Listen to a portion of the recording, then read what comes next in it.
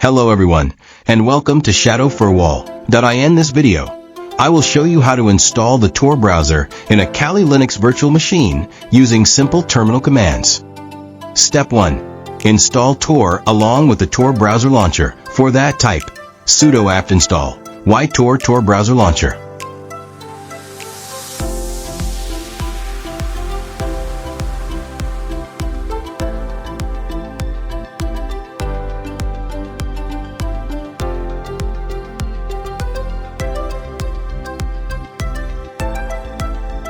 Step 2. Optional.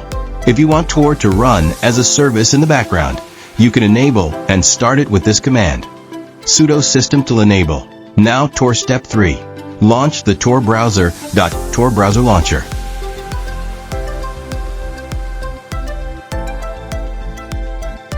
You can also open it from the application menu under Tor browser. And that's it. You have successfully installed the Tor browser in your Kali Linux virtual machine. Thanks for watching, and stay tuned for more tutorials.